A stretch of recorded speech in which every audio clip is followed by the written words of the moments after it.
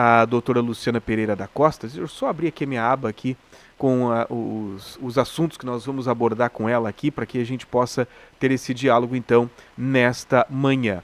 Porque hoje nós vamos conversar, então, com a doutora Luciana Pereira da Costa. Seja bem-vinda novamente na Acústica. Bom dia. Bom dia, é uma alegria estar aqui de novo. Um ótimo dia aos nossos ouvintes, à nossa audiência maravilhosa. Vamos lá tratar de tributário, hein? Pois é, e por falar em direito tributário, o novo regime híbrido do Simples Nacional, conta pra gente do que ele trata, para quem está por fora do assunto, o que significa isso? Então, com a reforma tributária, algumas mudanças vão afetar bastante as empresas, em especial as de lucro real, lucro presumido, mas também as do simples, elas passam por um olhar aí mais atento. E pode ser uma oportunidade de bons negócios, de competitividade, ou pode ser até uma armadilha, vai depender de cada caso. Então, a reforma tributária, ela, como a gente já tratou aqui no programa, ela trouxe a mudança dos impostos, e a gente vai ter, a partir do ano que vem, já a alíquota teste do IBS e do CBS. Dentro do regime do Simples, os impostos são arrecadados normalmente numa guia única, por isso o nome é simples, e a empresa não gera muito crédito. Então, se eu vendo para uma empresa maior, que é do lucro real, eu termino pagando meus tributos, tenho ali o custo, mas não gero crédito para essa empresa, que é minha cliente, aproveitar na área tributária. Para mim ficar mais competitivo, eu posso optar para continuar no simples e passar para o regime híbrido, ou seja, eu continuo pagando minha guia do DAS, mas eu pago separadamente, destacados, os impostos novos, o IBS e o CBS, na minha nota fiscal. Desta forma, eu possibilito o creditamento do meu cliente destes impostos. Eu, dentro, vamos dizer assim, de várias empresas semelhantes à minha, que podem ser fornecedora dessa empresa maior, eu tenho, vamos dizer assim, uma vantagem. Eu posso oferecer créditos tributários, né? E isso seria uma vantagem competitiva. Onde é que está o ponto aqui? A empresa que está no Simples, ela vai ter que ter um cuidado muito maior com as obrigações acessórias, com a contabilidade e com o próprio custo dessa oneração, se ela fecha a conta depois na formação de preços. Vamos pegar um exemplo prático para ficar mais fácil a nossa conversa. Imagina uma pequena gráfica que atende empresas de eventos. Se ela continuar no modelo atual, o cliente ele não pode se creditar desses impostos pagos. No regime híbrido, ele consegue esse crédito e pode tornar essa gráfica então mais atrativa para essas empresas de eventos, né? E aí só que a empresa, a gráfica vai ter que começar a ter um controle contábil, separar os tributos, tem risco de penalidade caso ela não faça isso da melhor forma. Então, são cuidados que vão passar a ser necessários. O que a gente está orientando? O que os advogados da área, né, tributária começam a alertar essas empresas?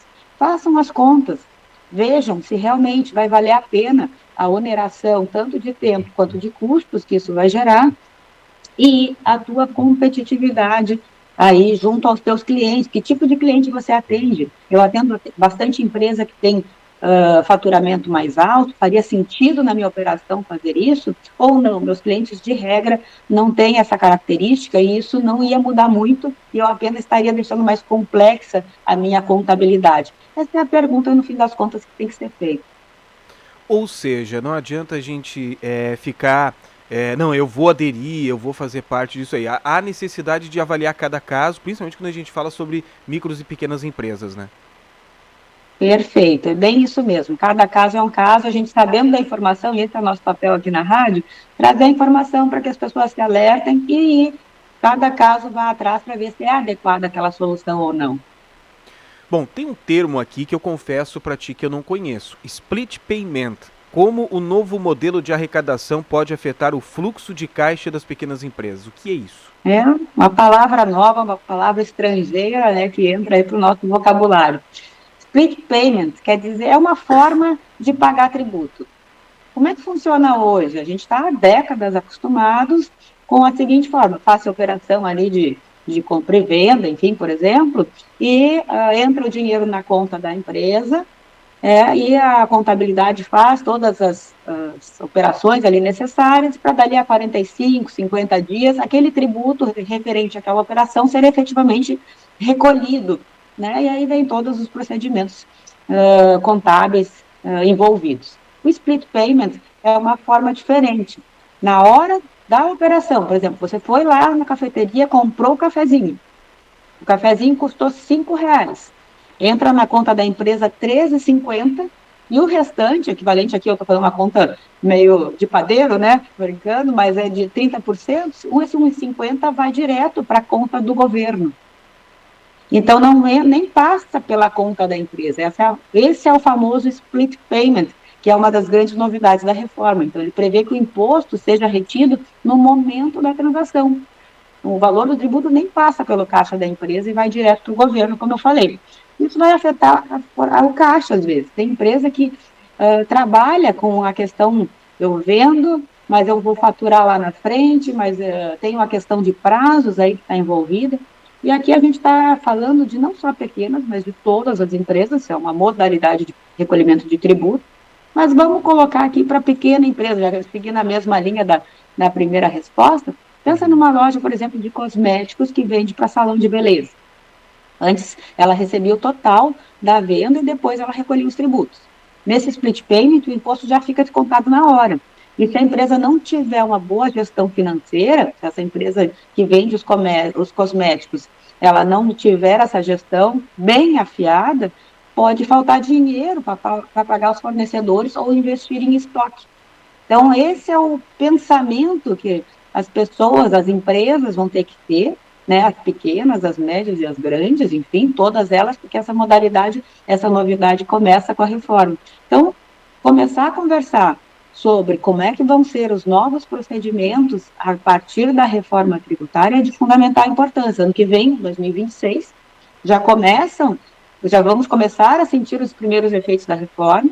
2027 ela entra praticamente já com mais força ainda, e as pessoas têm que se alertar. Quem bebe água primeiro chega na água limpa, né? Então, é a mesma lógica aqui. Se você se prepara, se você se planeja, você tem toda a sua contabilidade de acordo com as novas regras, você consegue ter uma margem maior de lucro, uma sustentabilidade melhor do seu negócio, e na hora de, vamos dizer assim, competir no mercado, você consegue ter mais tempo. A gente sabe o quão competitivo é o mercado brasileiro, né? Bom, não tem como te questionar também sobre esse que é o assunto que desde o início do ano está em voga, todo mundo quer saber sobre essa isenção do imposto de renda para quem ganha até R$ 5.000. Seguem as discussões, não tem nada definido ainda, é bom deixar isso bem claro para os nossos ouvintes, mas quem realmente será beneficiado e o que está em jogo nessa alteração? Bom, vai ser beneficiado uma boa parte da nossa população, né? Mas vamos olhar aí o que está em jogo, porque que, em fim das contas, a gente já está entrando em outubro e ainda não tem esse assunto definido.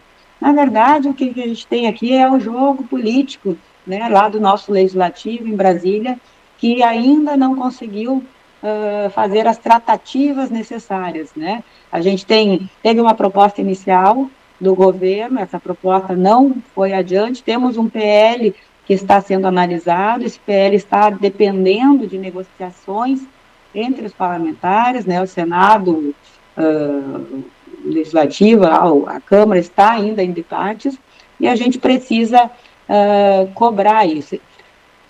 Quem será beneficiado? Uma boa parte da população, 85% da população é favorável a essa medida, né, já se manifestou, pesquisas apontam isso.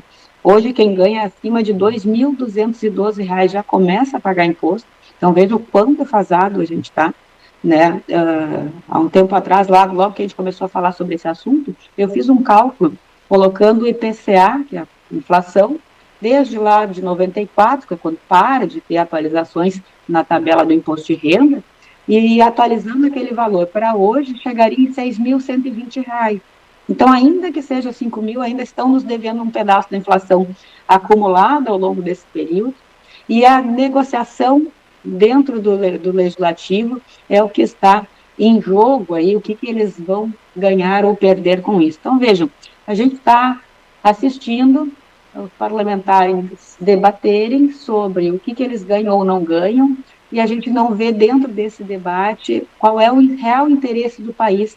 Quase toda, sem ser, vamos dizer assim, praticamente toda a população já é favorável a isso. Se a gente fizer uma conta simples de inflação, a gente já vê que o valor já é defasado com relação ao que deveria ser, e a gente está assistindo aí que as negociações passam por interesses parlamentares e não pelo interesse do país. É isso que está acontecendo neste caso. É o interesse político em primeiro lugar, né? A população vai ficando, deixa para depois, primeiro vamos nos alinhar aqui, vamos resolver os nossos problemas, depois a gente vê isso. É mais ou menos assim que segue o transcorrer das negociações, né? Afinal, quem é a população na hora do jogo, né? É quem paga a conta apenas. Exato. Bom, doutora, muito obrigado pela sua participação hoje aqui, conversando com os ouvintes da Acústica FM. Tenho certeza que foi de grande valia para todos os nossos ouvintes essa nossa conversa. Bom trabalho para você e até a próxima oportunidade. Igualmente para vocês, desejo um ótimo dia e qualquer questão tributária aí podem trazer que a gente traz para o próximo programa.